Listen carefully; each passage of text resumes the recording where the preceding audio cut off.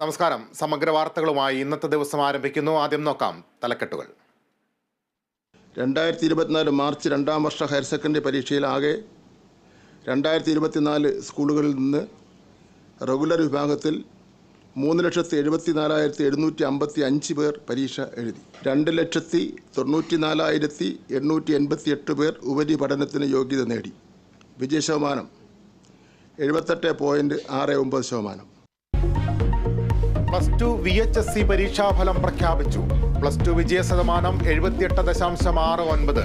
കഴിഞ്ഞ വർഷത്തേക്കാൾ 4.26% കുറവ്. 39,242 പേർക്ക് മുഴുവൻ വിഷയത്തിലും A+. സർക്കാർ സ്കൂളുകളുടെ മോശം പ്രകടനത്തിൽ അന്വേഷണം പ്രഖ്യാപിച്ച് വിദ്യാഭ്യാസ മന്ത്രി.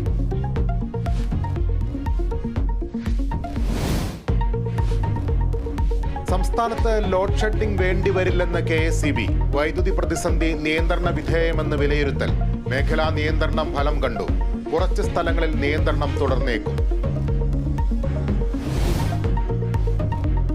തേഞ്ഞിപ്പലം പോക്സോ കേസിൽ പോലീസിനും പ്രോസിക്യൂഷനുമെതിരെ കുടുംബം. പ്രതികളെ വെറുതെ വിടാൻ കാരണം പ്രോസിക്യൂഷന്റെ വീഴ്ച. തുടക്കം മുതൽ പോലീസ് കേസ് അട്ടിമറിക്കാൻ ശ്രമിച്ചു. കുട്ടീൻ്റെ മനസ്സിലും എൻ്റെ മനസ്സിലും ഒക്കെ മനസ്സിന് വിഷമിപ്പിക്കുന്ന രീതിയിലുള്ള വേശ്യാന്ന് മുദ്ര കുത്തിയിട്ടും വിളിച്ച് പറഞ്ഞിട്ടും പിന്നെ കുട്ടീനോട് ഒരു പുറത്ത് പറയാൻ പറ്റാത്ത രീതിയിലുള്ള സംസാരം വരെ CI അലവീൻ്റെ ഭാഗത്തുനിന്ന് ഉണ്ടായിന്. അതൊക്കെ മൊഴിയിൽ തന്നെ പച്ചയിൽ എഴുതി വെച്ചും ചെയ്തിക്കണ്. അതൊക്കെ കൊടുത്തതാണ്. എന്നിട്ട് ഈ ഇവർ അന്വേഷിക്കുമ്പോൾ അയൽവക്കത്തൊക്കെ പോയിട്ടും അവിടെ പോയി ഇവിടെ പോയി നാട്ടുകാരോടും ഒക്കെ പറഞ്ഞിങ്ങാണ്ട് ആകെ നാണക്കേടാക്കി. പോലീസ് വേഷത്തിലൊന്നും വരാൻ പാടില്ലല്ലോ. അന്വേഷണ ഉദ്യോഗസ്ഥന്മാർ ഇങ്ങനെ ഒരു കേസ് ഉണ്ടാവുമ്പോൾ ഒരു 14-15 വയസ്സുള്ള കുട്ടിയല്ലായിരുന്നോ? അന്വേഷണ ഉദ്യോഗസ്ഥൻ കുട്ടിയെ മാനസികമായി പീഡിപ്പിച്ചെന്നും മാതാവ് കേരള വിഷൻ ന്യൂസിനോട്.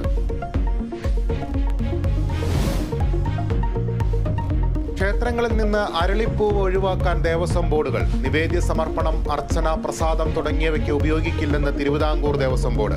പൂജയ്ക്ക് ഉപയോഗിക്കുന്നതിൽ തടസ്സമില്ലെന്ന് board president PS Prashant.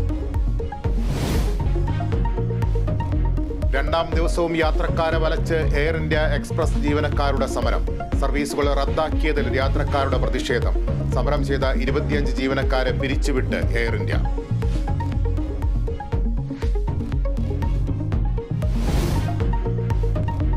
Kochi BPCL LPG bottling പ്ലാന്റിൽ ഡ്രൈവർമാർ പണിമുടക്കിൽ. പ്രതിഷേധം. തൃശൂരിൽ കൂലിത്തർക്കത്തെ തുടർന്ന് ഡ്രൈവറെ മർദ്ദിച്ചതിൽ 7 ജില്ലകളിലേക്കുള്ള വിതരണം മുടങ്ങി.